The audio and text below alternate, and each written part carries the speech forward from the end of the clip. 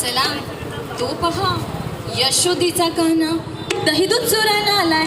आज त्याची गंमतच करूया. गवळण ओढीते डेरा ग गवळण ओढीते